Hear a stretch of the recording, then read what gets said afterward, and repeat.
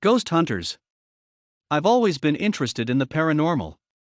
No, I've never gone to Area 51 or checked out the mysterious Marfa lights in Texas or stayed at the Hotel Roosevelt in Hollywood. I'm not a fanatic, I just have more than a passive interest in supernatural phenomena. While I've never seen a ghost myself, there are just too many stories for me to completely dismiss it. It's like Sasquatch. There's just enough circumstantial evidence and eyewitness accounts that Bigfoot is tromping around the woods out there that I admit I keep a casual lookout whenever I go hiking. Just in case. I've watched the reality shows as well. The ones that take the special equipment into the haunted houses, or condemned insane asylums, or hotels with rooms they refuse to rent, but never conclusively document the presence of spirits, spooks, or specters. They often have 4 people on the show. They would split up into teams of 2 and each team would have a night vision full spectrum camera. And wouldn't you know it, one of them would wander off by themselves, see a ghost, and they weren't the one with the camera. I decided I would give it a try. There were rumors that the cemetery in my city was haunted. There have been stories of sounds and ghosts and feelings and tingles throughout the city's history. It wasn't a famous site, but everyone in town knew the tales, and the hardcore fanatics had our cemetery on their bucket list. Kids on dares would venture through the graveyard at night to prove their bravery. I recruited a cohort, bought the equipment, and my plan was to spend the entire night in the cemetery. I reached out online to see who else was interested in my ghostly experiment. Though I got many responses, I went with a guy named Jack Barrett. We communicated through emails for weeks planning our night. Even though I had the equipment I thought I needed, I wanted another witness. Also, if a spirit did happen to make an appearance, I didn't want to be there alone. We agreed we could meet at 10 o'clock on Saturday night, the week before Halloween, at the entrance to Peaceful Pines Cemetery. We agreed that I would operate the equipment and Jack would be an extra set of eyes and ears. We were to spend the entire night at the cemetery and never leave each other's sides for any reason. It was also important that Jack understood that I was not looking for fame and fortune, that I was not doing this to catch or harm any ghosts. I just had an itch that needed to be scratched. I wanted to see and experience this for myself. Jack was in agreement with everything that we discussed and was as enthusiastic as I was about our experiment. As agreed, we met at 10 at the entrance to the cemetery. I was a little thrown by Jack's attire for the evening. From head to toe, he looked like he just walked out of an 80s comedy film. He had wavy blonde hair like Zach Morris from Saved by the Bell. He wore a royal blue Letterman's jacket with white leather sleeves. His last name Barrett was embroidered in gray stitching on his chest, and the number 83 was patched on one sleeve. He wore blue acid-washed jeans and a pair of black and white Airwalk high tops. I half expected him to say dude and radical the entire time, but despite his appearance, he didn't speak in that antiquated vernacular. We exchanged pleasantries, but my hands were full of equipment so we didn't shake hands. Under a black, star-filled sky, we entered the cemetery together and set up my gear. We spent the entire night there and nothing happened. Nothing. A cat walked by and a couple squirrels that rattled our nerves briefly. The breeze rustling the leaves of the trees spooked us for a moment. But there was nothing that could even be mistaken for a spirit or a ghost. As the sun came up, I packed up my equipment, said goodbye to Jack and headed home, disappointed to say the least. After a quick nap, I went to my computer to thank Jack for joining me and to see if he'd be interested in another investigative outing.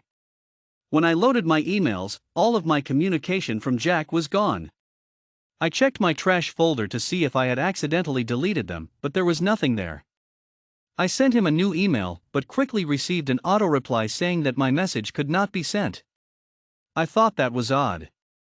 I hooked up the camera to my computer to look at our footage from our fruitless night in the cemetery. Perhaps there was something on the memory card that we missed while we were there. I pressed play and went to the kitchen for some coffee. The first half hour, as I recalled, would have been just Jack and I setting up the rest of the equipment, picking a spot to sit for the night, and getting acquainted. What I heard from the kitchen was me talking, and then static when I expected to hear Jack's voice. The first time, I thought it was just a glitch. But it kept happening. I added cream and sugar to my coffee and went back to my computer, confused. I watched and listened as the static happened every single time Jack was supposed to be talking. What perpetuated the weirdness was that my camera footage cut out every time Jack was on camera as well. It wasn't just his voice that the camera couldn't record, it was Jack himself. I took my equipment and the memory card to a tech professional friend of mine who ran a diagnostic and confirmed there was nothing wrong with the card or the gear. The footage just wasn't there, and he couldn't explain it. He said the only way something like that could even possibly make sense would be if someone held a powerful magnet to the camera each time Jack spoke or appeared in a shot. But for it to happen that many times, there would have been significant damage to the card and the camera. Both were completely intact and working perfectly. We were both at a loss. The ruined footage and the missing emails left me with so many questions. I decided to go back to the cemetery to see if their security cameras picked up anything from the night. I explained my situation to the old man working there who gave us permission to film. Old Jim Peterson had been working at Peaceful Pines for nearly 40 years now. He laughed as though this was not surprising news, like this was something he'd heard before. He didn't react as though it was weird or unusual, which I added to the list of things about this situation that I thought was odd. He agreed to show me the security footage. As we sat there looking at the screen, we could see me pulling up in my car, getting out with my equipment and walking up to the driveway and stopping. This time, the tape didn't cut out. What we saw was even more strange and inexplicable than static or missing film. This time, I saw myself on the screen standing in the driveway having a conversation with myself. Jack wasn't there, but I clearly appeared to be talking to someone I believed to be standing in front of me. The tape continued to show me walking into the cemetery by myself, having conversations by myself, sitting among the tombstones by myself, packing up my equipment by myself, then leaving in the morning by myself. As I sat there bewildered, old Jim pulled out a yearbook from Lincoln High School 1983. I watched as he thumbed through the pages, landing on the photos of the senior class from that year. Steve Adams, Julie Allen, Alicia Bagley, and then Jack Barrett. There was a picture of the same Jack that was with me in the cemetery the night before, down to the haircut and Letterman jacket. But that was from 37 years ago. I asked the old man what was going on. Jack died in a car accident coming home from a basketball game his senior year at Lincoln High. He was buried here, and folks immediately started telling stories about Jack haunting the cemetery. He's never harmed anyone, never tried to scare anyone, but he seems to miss being around people, and of course, people do get scared when they encounter him, though I don't believe that's his intent. He was always happy, always laughing, always making people smile, and was always considered to be everyone's best friend. We think he's just lonely, but we don't know why he doesn't move on fully to the other side or wherever spirits go, or why he doesn't ever leave the cemetery. And no, you're not the first paranormalist to interact with Jack, and no, none of them has any usable footage from their encounters either. I thank the old man for his time and his information.